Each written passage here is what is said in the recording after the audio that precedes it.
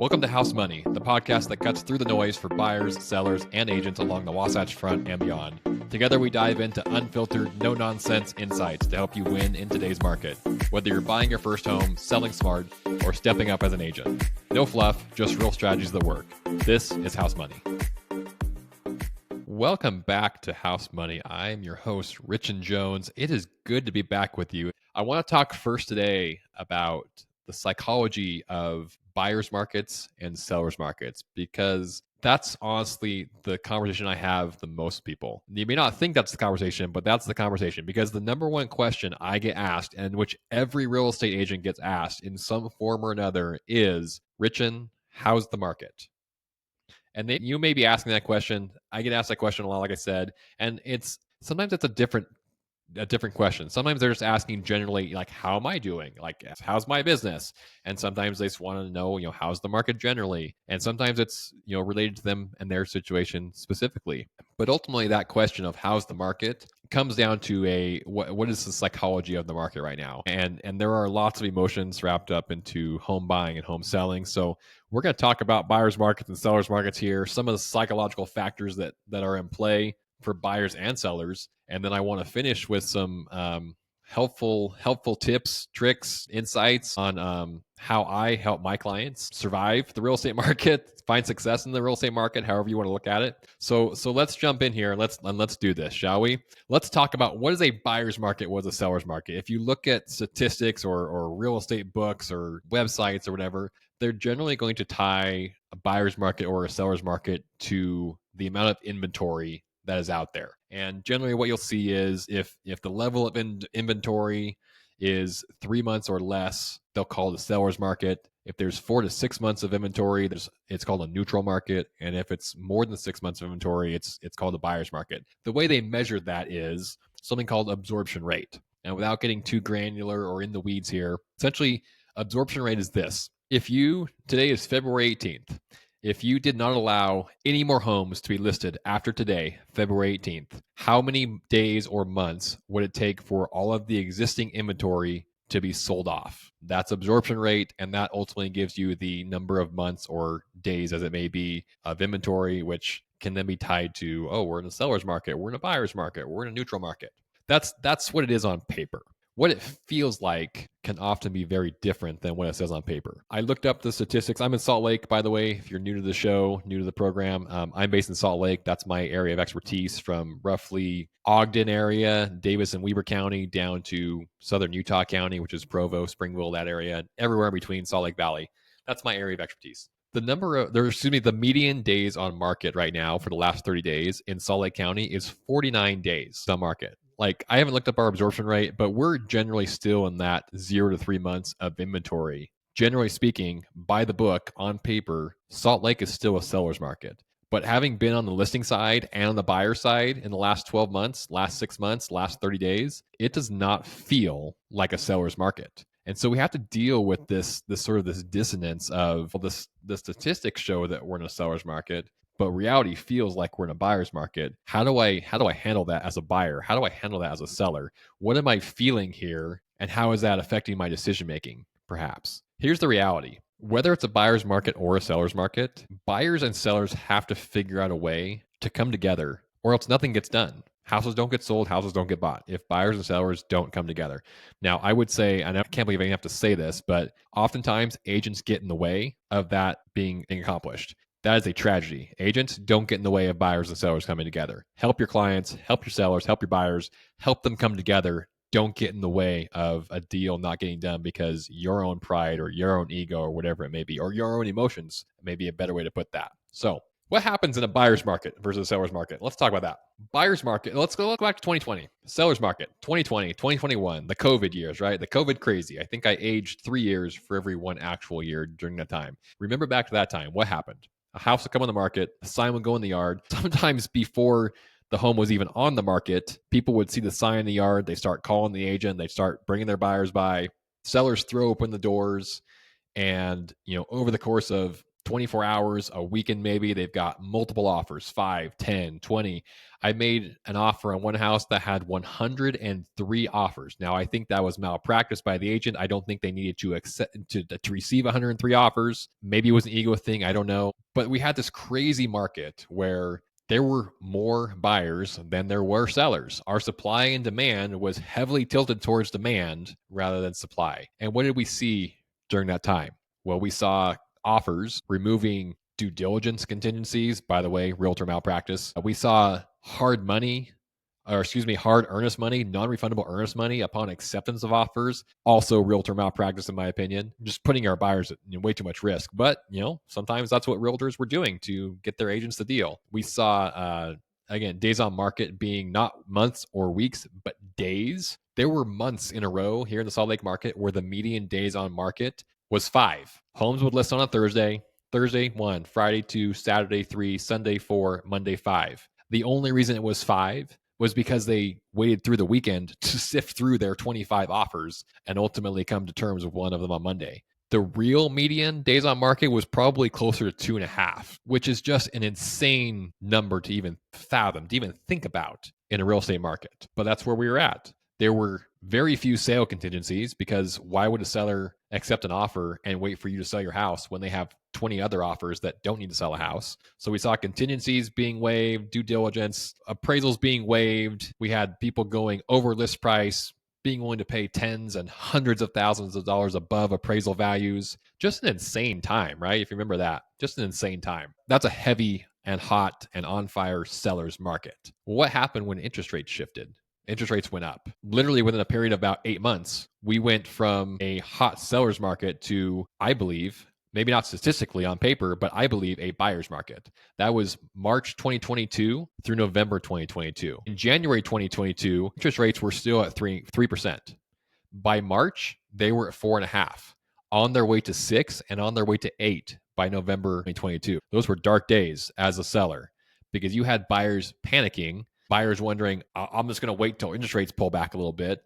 I can't afford these payments. I can't afford these prices. Something in the system has to break. And so all of a sudden, that supply and demand relationship, where there was tons of demand, very low supply relative to the amount of demand, all of a sudden that flipped. And now you had sellers who were needing to sell and buyers who were on the sidelines. I'm not paying 8% interest rate. Now, we're 3 years down the road, nearly almost 3 years down the road from that March 2022 time when rates started to climb. And I think buyers and sellers have sort of settled into this place. Like, National Association of Realtors still shows that 4.5 million homes, give or take, sold in 2022 and 2023 and 2024. We could talk about new building construction permits and things like that. But generally speaking, real estate has continued on. I don't want to say business as usual, because it definitely has not been business as usual, but real estate has continued on. Sellers and buyers have figured out a way to continue to work with each other. But that has required some changes. The market is a dance. It's always shifting. In this case, we went from this place of this hot seller's market to what feels like, in Salt Lake, at least, as a buyer's market, where buyers are getting concessions. I'm getting between 2 and 4% in seller paid concessions on every accepted offer right now, because my buyers need it. They have to get their interest rate down to a place where they can comfortably not only qualify for the payment, but be able to make the payment as well. We're seeing more and more buyers who have homes to sell, and sellers who are willing to accept offers from buyers with homes to sell. We're seeing a little bit of price reduction. We'll talk about pricing here in a minute here. We're seeing some price reductions. We're seeing some offers below list price. We're seeing many homes, although there are some that are still getting multiple offers, and I know there are strategies to do that. We'll talk about some of those strategies. But in large part, most homes only have one offer at a time that they're negotiating with. The dynamics of the market have shifted, and with that comes the shift in emotions in buyers and sellers as well. And if we don't understand the emotions of the market, we're going to struggle with it. We're going to struggle with, how do I handle taking a call from my agent recommending that we do a price reduction? Or how am I going to handle watching days go by without a showing request from a potential buyer? From a buyer's perspective, how am I going to handle a payment that is literally perhaps twice what it would have been just 3 years ago? How am I going to handle feeling like I'm paying too much for the house, or maybe the market's at its peak? These are all things we need to deal with and grapple with. And as agents, these are things that we need to be guiding and leading and protecting our clients through. That's our job. That's why they're hiring us. They're hiring us to help navigate not only the physical transaction. Let me say this way. Real estate agents, if you feel like your only job is to write a contract and push paper across a desk and negotiate an offer, you're missing 98% of your job, in my opinion, because most of our job is understanding and helping our clients manage the emotions and the expectations of a real estate transaction. We can all stick the house on the MLS. We can all put up a social media video and market our open house. That doesn't take any skill, and it's not helping our client. Helping our client is helping them manage their expectations and managing their emotions so that they can not only get through the experience, but have a pleasant experience doing it. This is a stressful experience. One of my most unpopular opinions among my peers, meaning my agent friends here in Salt Lake, and I teach a number of continuing education classes at not only our board here in Salt Lake, but at boards all over Utah. And I mention this often, and I get groans all the time because it's very unpopular. But my opinion is that every real estate agent should have to move and sell their home every 5 years and buy another one, just so that we remember how emotional it is, how stressful it is, in some cases how awful it is, how tiring it is, just so that we remember all of those feelings and remember what it is our clients are going through. We get going, we do this every day. We're negotiating offers, we're doing this, we're going through inspections, we see the inspection report come through. The AC unit's 28 years old, not a big deal, it's still working. Please don't ever say that. But we get kind of this like routine of real estate, and we often, hopefully not, but sometimes we forget that our clients, maybe this is the first time they're doing it. Maybe they last did it 7 years ago in a very different market setting. Maybe, like a couple of my clients this year, they haven't bought or sold a home in 30 years. They've been in their same house 30 years, and now it's time to move. They're coming into a very different market and a very different atmosphere than they last were in 30 years ago. We have to be sensitive to that as real estate agents. Let's talk about some of the psychological factors in play. Let's take sellers first, because I think sellers have had the, no offense to my buying friends here, but I think sellers have had the bigger whiplash in the last 3 years. And I say that knowing full well what interest rates and payments have done for our buying friends. But sellers, let me talk to you for a minute. Gone are the days of sticking a sign in the yard, putting your house on the MLS, we're pricing it, expecting not to have to give the buyer any concessions, and expecting them to cater to your every whim of what you want in your sale. Those days are gone, at least for now.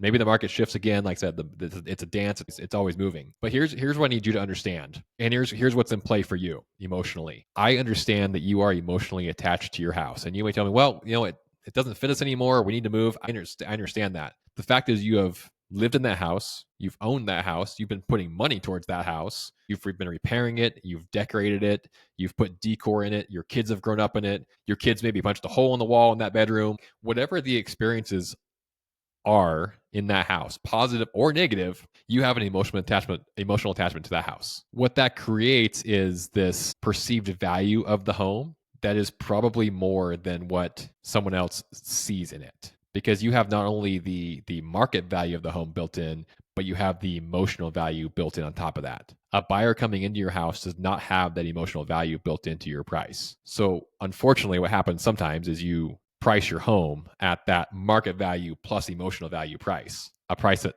no one else sees, no one else is willing to pay, because they don't have the same experience with that house. That makes sense? So unfortunately, what happens is you sit on the market, your days on market increase, and ultimately you have to do a price reduction. And at that point, you feel like you're losing money. It creates like this negative experience of, my gosh, like I had to reduce my price by $15,000. I'm losing. Don't hate me when I say this. No, you're not. You never had that $15,000. It was nothing. It didn't exist. You're trying to find the right price point at which the market is telling you, yes, that's the market value of your home. That's what a buyer is willing to pay in this current market. So I get the emotional attachment to the house. We have to be very careful that we don't price the house market price plus market value plus emotional value. That's not a very effective listing price. We need to remove the emotional value from it and look at what the data is telling us, what the market's telling us about what is the market value of the price. Second psychological factor in play for you, my selling friends, is you have negotiation anxiety. You do. You get the offer in, you've already done your price reduction, maybe 10 grand, 15 grand. You get the offer in, maybe it's at the list price, maybe it's a little bit below, but then you see this horrible number on there where it says seller concessions or seller to pay closing costs of $10,000, $15,000, $20,000, whatever it may be. And you panic because, again, you feel like you're losing money because the buyer is asking for seller paid concessions. It creates anxiety. I get it. And at the end of the day, you can decide how you want to negotiate that contract. There's ways to do it. Maybe you negotiate the price up a little bit if they need that amount of concessions, and you can show the buyer's agent that, hey, here's what we need, here's what you need. Let's see if we can come together on that.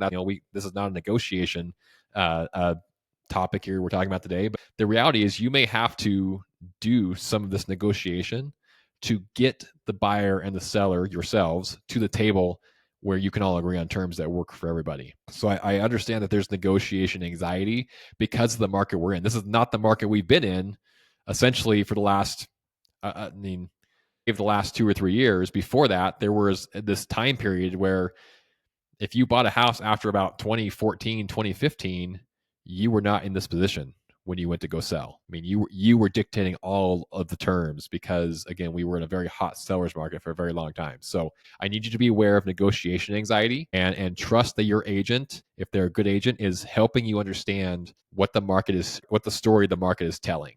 And if the story the market is telling is that buyers need concessions to make this work, that may be something you need to come to grips with. Okay. Third psychological factor for sellers. This is a tough one. There's going to be uncertainty, and you are going to feel like you have lost control or that you can't control all of the variables in selling your home. That's just a reality. We're talking, let's explain it this way. There are things you can control in the sale of your home. You can control how you prepare your home. You can control how you price your home. You and your agent can control how you market the home. You and your agent can control how you negotiate the home. There are things that you can have control over in the sale of your home. What you cannot control, you can't control interest rates. You can't control a buyer's ability to make the payment or pay your list price. You cannot control when they come to see your house or if they even want to come see your house. When they do come to do a showing, you can't control if they make an offer or not. And sometimes that can be very frustrating, especially as we've seen days on market go from, again, 5, when in reality it was probably closer to 2 to 3, to our median days on market today, which is 49, which, can we just pause and think about that one for a minute? 49 days on market at the median right now in Salt Lake County. That is still incredibly short historically. I want to think about that one for a minute. Now, on the other end, we had the Great Recession of 2007, 8, 9, that period of time when homes would sit on the market for literally years in some cases, more than a year, years, right? Now, I don't want to compare it to that time because we're definitely not in that period. But 40 days on market, a month and a half, is not that long of a time to receive an offer. Now, that said, I do not want to minimize how stressful those 49 days are for you as a seller. I get it. You feel like you've done everything right. You've got your home looking great. You feel like you're priced well. Why aren't the buyers coming to see it? Well, it's because there's fewer buyers right now. The market has flipped. There's more supply than demand. There's fewer buyers looking for a home. There's fewer buyers that can afford a home. So we have to deal with these. So just to recap, sellers, your psychological factors that I need you to be aware of are your emotional attachment to your home and the emotional value that you attach to it. Secondly, negotiation anxiety. And third, you have this sense of like you loss of control over the variables of your house sale. Those are all very real things, and they're things that we're going to talk about how to manage here at the end. Let's shift to a minute to our buying friends, because you have some psychological factors at play here as well. First of all, and I know this is the elephant in the room always, you feel like the financial commitment to buy a house right now is incredibly large, incredibly high. And I agree with you. It is higher than it was 3 years ago. You're paying higher interest rates at higher prices, which equal higher payments. It's tougher to get into homes. It's tougher to buy the home that you maybe want, right? And we'll talk, that's the third factor, but we'll get there in a minute. But I get that you are making what you feel like is a large, large financial commitment. It's always been that way. Can I be honest with you? I mean, we our friends who were had 15 and 16% interest rates in the 80s. That's often, my first mortgage was 16%. Well, everyone says their first mortgage was 18%, when in reality, rates were only at 18% for a very short period of time.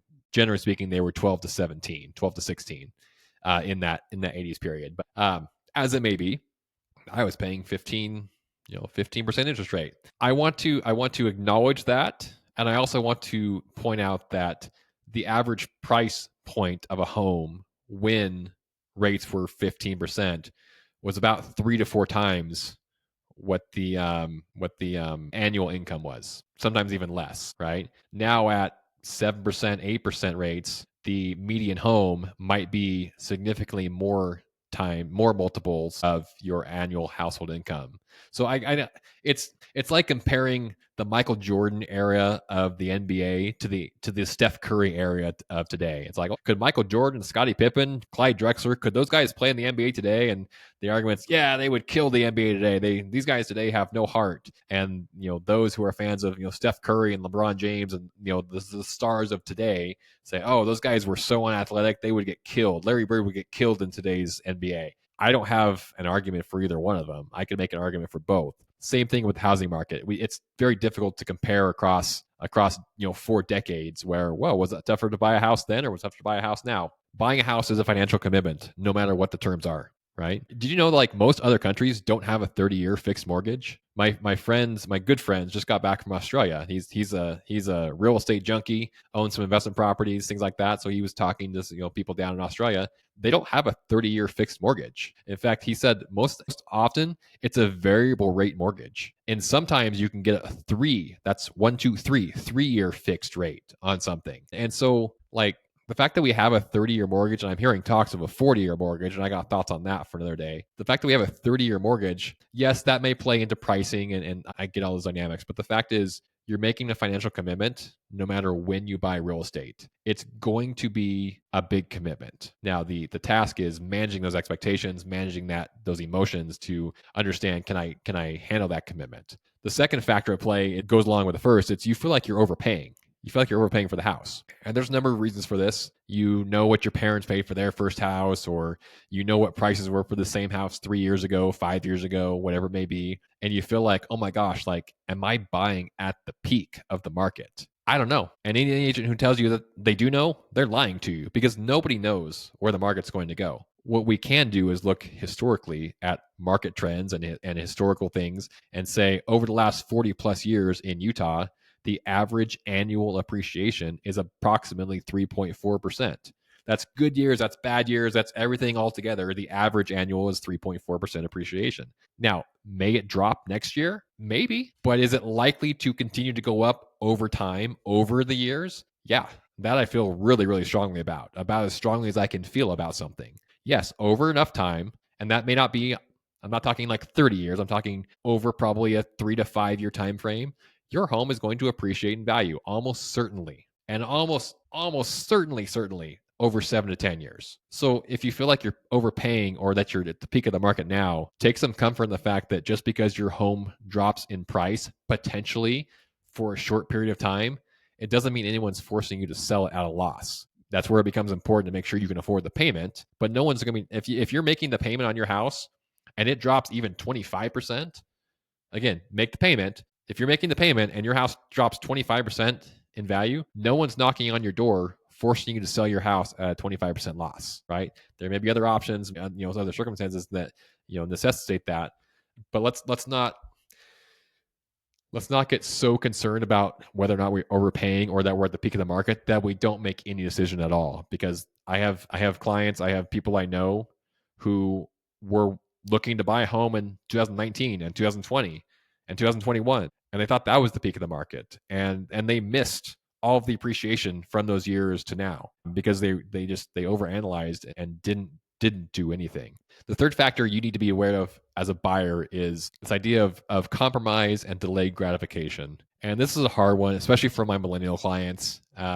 First-time home buyers, I get it. You want the 4-bedroom, 2.5 bath, new home with a 2-car garage with a white picket fence. I understand that. I applaud that. I think that is fantastic. The reality is that may not work for you for your first home right now. What you may qualify for right now, what you may be comfortable paying for right now, is a 3-bed, 2-bath condo with a 1-car garage with an HOA. And that's okay too. That's great. That's where most people start, with a home smaller and less ideal than what they have in their mind and where they want to end up. Your first house, I cannot stress this enough, your first home is so unlikely to be your last home, right? If you're buying your first home, it's probably not your last home. So you have to look forward long term to the future and go, how do I get to where I want to go? I may have to start somewhere before where I want to start so that I can get to where I want to be. That makes sense. I have a client right now. He bought a condo in 2018 and it wasn't what he wanted. He wanted a single family home, but that's what he could afford in 2018 with his job, his income, his savings, all these things. And guess what he's doing now? He's selling that condo, has a ton of equity, and is going to go buy the house he wanted. It's delayed the gratification, and now he's going to buy the house he wants because he has the money from the equity to do it, and he loves it. He's in a great spot. He's so excited for it. But we have to get over this idea that like we may not be able to afford what our ideal situation is, our ideal location, our ideal amenities, our ideal size, space, specs, whatever it may be. We may have to compromise that a little bit. We can still love the house that we buy. We should love the house that we buy. We may need to look further down the road and further in the future to ultimately be able to accomplish what we want to do, because that may not be where the market is right now. It may not be where the market ever is again. There's a lot of talk here in Utah about affordable housing and first-time buyers being able to afford homes. I can tell you right now on February 18th, there is a plethora of first-time buyer priced homes on the market with sellers and builders begging people to come buy them. They're condos, they're townhomes, but they're available. They're available for great prices with great incentives and great terms if someone's willing to do that as their first home, rather than trying to swing for the fences and keep looking at single family homes $200,000 above their budget and just being continually frustrated and waiting and waiting and waiting for the market to drop or whatever it may be, and never realizing that dream of home ownership because they were unwilling to ever make that compromise to even get into the game. So how do we deal with all these psychological factors from the buyer side or the seller side? Real estate agents, this is where it's incumbent upon us to be better at what we do. Again, our job is not to push paper across the table to the other agent and say, here's our offer. Do you want it or do you not? That's a part of our job. Our job consists of talking to you, our clients, our buyers and seller clients, helping you get clarity around what's most important to you, what your goals are, what your assets are, your ability to buy what you want to buy. Our job is to help you connect with great lenders and great home inspectors. Our job is to negotiate on your behalf. Our job is to talk you through and help you through the emotions of this process to where you never feel like you are alone. The worst thing, in my opinion, that can happen for someone trying to buy or sell a house is they're having a husband and wife or a partner, partners maybe having the conversation, whatever the situation may be. The conversations are having within a home about the process. There's stress, there's concern, there's worry, and those questions never make it to the real estate agent because the buyers or sellers don't feel comfortable expressing it to their agent, or they haven't felt heard by their agent in the past, and so they're reluctant to bring it up again. Worst thing in the world in my mind, because these things can all be managed, but our buyer and sellers need someone to help them manage them. Agents, this is what we do every day. We should have the ability to navigate and walk our clients through these situations, to set correct expectations ahead of time, to ask really good questions about what their goals are, and at times perhaps even challenge them a little bit on what their goals are and make them go a little bit deeper in their mind to really, really get clarity on, well, here's why that's a goal of mine. Here's why that's important. Here's why that's important. Ultimately, here's why that's important. And maybe we start going deeper and we start helping them uncover some really deep things in their life. Not that we're playing the role of therapist, although sometimes it feels like we do, but we're guiding them. We're guiding them through a process. We are the guide, not the hero of the story. There's a great brand called Story Brand, and they talk about the seven step like process where we start with a character. By the way, that's not us real estate agents. That's our buyer and seller client. This character has a problem. They want to buy a house. They want to sell a house. They meet a guide. That is us. The guide shows them how to handle their problem. He or she offers them solutions that either lead to success or the avoidance of failure. Real estate agents, please keep in mind that you are not the hero of the story. You are the guide in that story. I think if we understand our role in this process, in this story, that our clients will have a much better experience. They will trust us, and that trust will be rightly deserved and earned because we're helping guide them through something that they're struggling with or don't feel like they can do on their own by helping them through these emotions. So we'll wrap up with that. Psychological factors are a real thing. Buyers and sellers, if you're feeling them, don't feel down by that. They are a real thing. You face a complex web of emotions right now when you are navigating the real estate market. By understanding what you're feeling and what's at play, you can better prepare for the ups and downs. You can better manage your expectations, and you can make better decisions that are going to align with not only your financial well-being but also with your emotional well-being. So that's what we've got for today. I would love your comments about what you think other psychological factors may be that you're seeing as buyers, as sellers, agents. If you want to chime in, how you help manage your clients' expectations and emotions, would love to hear that as well. Thank you for joining us today on House Money. I am your host, Rychen Jones, and we will see you next time.